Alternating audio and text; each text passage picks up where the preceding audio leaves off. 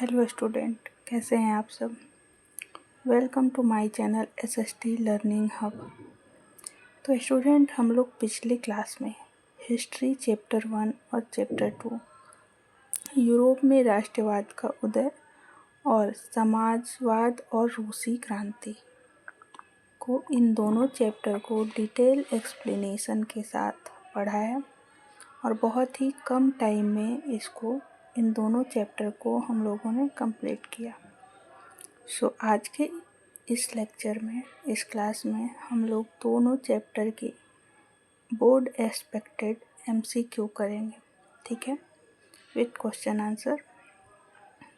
तो बने रहिए आज के इस क्लास के साथ और आज के क्लास में हम लोग इन दोनों चैप्टर के एमसीक्यू देखते हैं। What is the meaning of nation? Nation का अर्थ क्या है? अगर आप लोग ने पिछले क्लास को देखा और सुना है तो आप लोग को याद होगा कि समान पहचान वाले लोग, क्या सेम आइडेंटिटी वाले लोग और लोगों का समूह ही हमारा राष्ट्र कहलाता है। तो यहाँ पे हम देखेंगे कि पहला ही ऑप्शन हम लोग का है group of people with common identity, ठीक है, समान पहचान वाले लोगों का समूह। आते हैं सेकंड नंबर पे।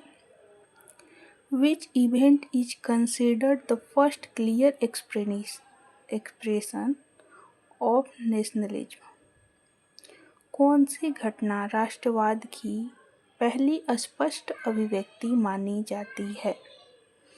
अगर आपको याद होगा तो फ्रेंच रिवॉल्यूशन, फ्रांसीसी क्रांति राष्ट्रवाद की पहली और स्पष्ट अभिव्यक्ति मानी जाती है, ठीक है। जियोसेप मैजिनी कौन थे? तो जियोसेप मैजिनी हमारे एक क्रांतिकारी राष्ट्रवादी थे। Which country was ruled by Napoleon? Which country was ruled by Napoleon? Napoleon किस देश का शासक था? तो नेपोलियन फ्रांस के शासक थे।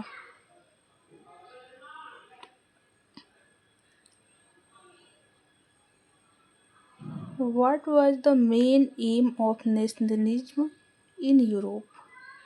यूरोप में राष्ट्रवाद का मुख्य उद्देश्य क्या था? मुख्य उद्देश्य क्या था? एस्टेब्लिश करना, क्या स्वतंत्रता राजतंत्र स्थापित करना? नहीं, इसी को तो हटाना था। तो क्या था? उस टाइम पे था क्रिएट नेशन स्टेट बनाना, राष्ट्र राज्य बनाना। Who led the unification of Italy? Italy के एकीकरण का नेतृत्व किसने किया? तो अगर आपको याद होगा तो गैरिबाल्डी कर रहे थे, जियोसेप गैरिबाल्डी। नेपोलियन की हार के बाद कौन सी संधि हुई? नेपोलियन की हार के बाद कौन सी संधि हुई? तो उस टाइम पे हुआ था कांग्रेस ऑफ वियना। क्या हुआ था? कांग्रेस ऑफ वियना, वियना की संधि। Who was the ruler of Russian during the 1917 revolution? 1917 की क्रांति के समय रूस का शासक कौन था? तो उस टाइम पे जो शासन करते वो लेनिन थे।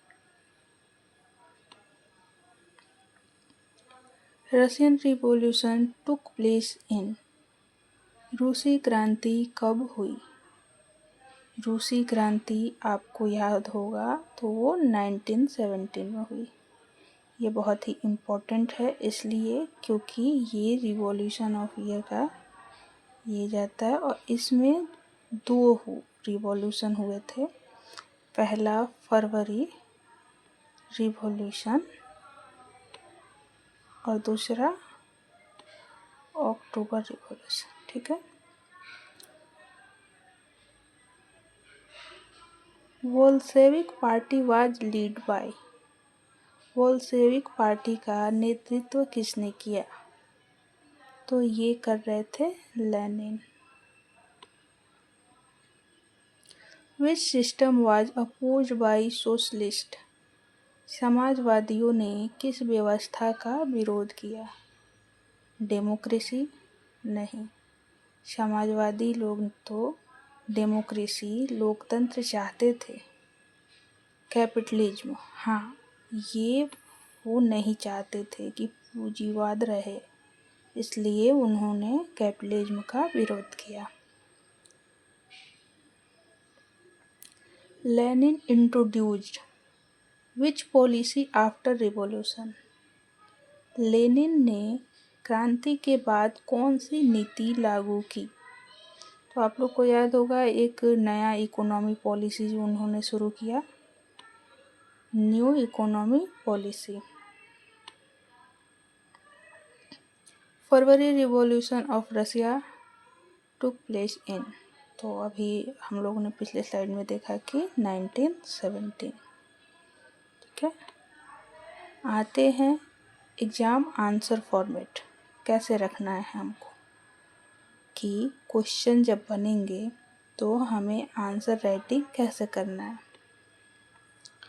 तो स्टूडेंट, क्वेश्चन यहाँ पे हम नहीं लिखे हैं क्योंकि क्वेश्चन कुछ भी आ सकता है, ठीक है, पर आंसर आपको इसी तरीके से रखना है, ठीक है। पहले क्वेश्चन जो भी हो, जैसे यहाँ पे एक एग्जाम्पल के जैसे लेते हैं कि यूरोप में राष्ट्रवाद का उदय क्या था, या राष्ट्रवाद का उदय को समझाएं, ठीक है।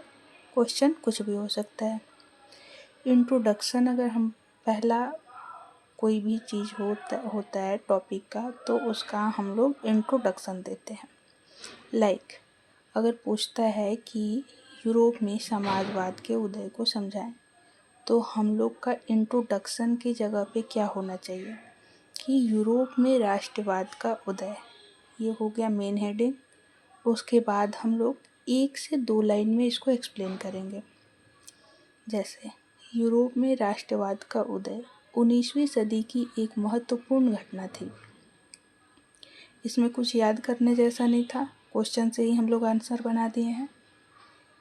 इसमें लोगों में अपने देश के प्रति एकता और प्रेम की भावना विकसित हुई। ये क्या किया हम लोग, क्वेश्चन से ही अपने से इसको बना दिया आंसर। अब याद करने वाला क्या है, मेन टॉपिक्स जो है, मेन पॉइंट है, वो आपको याद करना पड़ेगा। ये अगर नहीं याद रहा तो नहीं बन पाएगा आंसर। हम लोग पिछले लेक्चर में, पिछले क्लास में हम लोग जो की टर्म देख रहे थे 4-5, जो आपको हर क्लास में मिलेगा कि एग्ज़ाम पॉइंट ऑफ व्यू से इम्पोर्टेंट क्या है, किस टॉपिक्स को हमें याद रखना है, वही टॉपिक आपका एक्सप्लेनेशन बनेगा। जैसे हम लोग डाल दिए पहला टॉपिक हेडिंग में कि फ्रेंच रिवॉल्यूशन 1789। अब ये क्या होगा कि आपको MCQ में भी हेल्प करेगा। तो फ्रेंच रिवॉल्यूशन कब हुआ था, तो 1789, ठीक है। इसको 2 लाइन में हम लोगों ने एक्सप्लेन किया। फिर डाल दिए हम लोग हेडिंग नेपोलियन बोनापार्ट। फिर इसको हम लोग एक्सप्लेन किए कांग्रेस ऑफ वियना, 1830 और 1848 की रिवॉल्यूशन। ऐसे करके 2-3 हम लोग हेडिंग डालेंगे और उसको एक्सप्लेन करेंगे। सबसे इम्पॉर्टेंट ये बन जाता है कि जो भी ऊपर हम लोगों ने एक्सप्लेन किया है उसका कंक्लूजन क्या रहा, परिणाम क्या आया, ठीक है, इम्पैक्ट क्या पड़ा, उसको 2 लाइन में सम अप करेंगे, ठीक है। जैसे इसी चैप्टर को हम लोग देखा था, तो क्या था, यूरोप में नए राष्ट्रों का निर्माण हुआ। कब हुआ, वो रिवॉल्यूशन हुआ, उसके बाद क्या परिणाम रहे, उसके बाद से जो लास्ट में कंक्लूजन आया वो क्या था कि यूरोप में नए राष्ट्रों का निर्माण हुआ, राष्ट्रवाद और मजबूत हुआ, और अंत में वर्ल्ड वॉर 1 का कारण भी यही बना, ठीक है। तो आज की इस क्लास को हम लोग यहीं तक रखते हैं, और नेक्स्ट क्लास में हम लोग हिस्ट्री चैप्टर 3 पढ़ेंगे। और फिर बने रहिए इस क्लास के साथ। Thank you for watching this video. Bye bye.